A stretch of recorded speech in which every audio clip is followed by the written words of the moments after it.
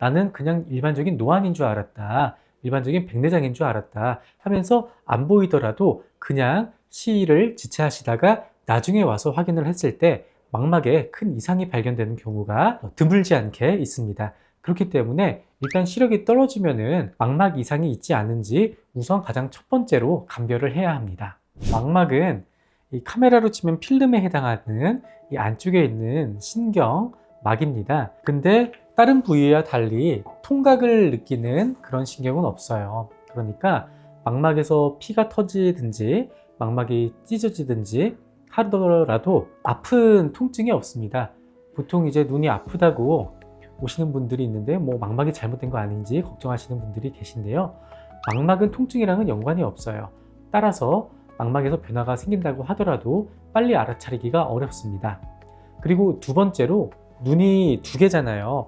이 머리에서 이 두 가지 정보를 종합해 가지고 판단을 합니다. 그래서 한쪽이 잘 안 보인다 하더라도 반대쪽 보는 걸로 보완을 해서 보기 때문에 한쪽이 서서히 시력이 떨어져도 그거를 못 느끼시는 경우도 있습니다.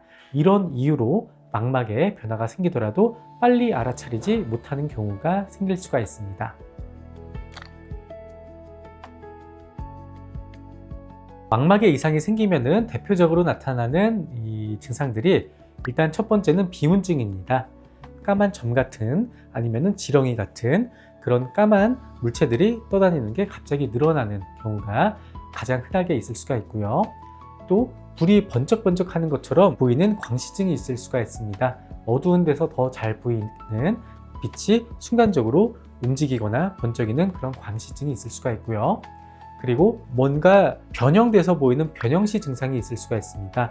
변형돼서 보인다는 것은 사물이 휘어져 보인다든지 커 보인다든지 작아 보인다든지 아니면 가려 보인다든지 이렇게 보이는 게 변형이 돼서 보이는 그런 변형시 증상이 있습니다. 이 세 가지 증상이 나타난다고 하면은 우선은 망막 질환을 가장 먼저 의심을 하셔야 합니다.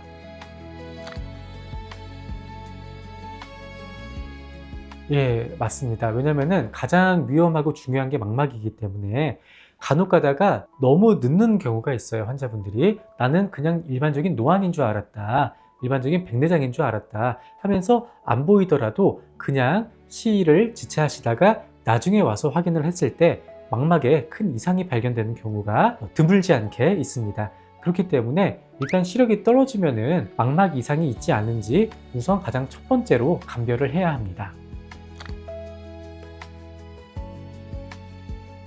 아까도 말씀드렸듯이 아주 점진적인 서서히 변화하는 경우에는 이게 알아차리기가 어렵습니다. 그렇기 때문에 가장 좋은 거는 정기검진을 통해서 미리 발견을 하는 겁니다.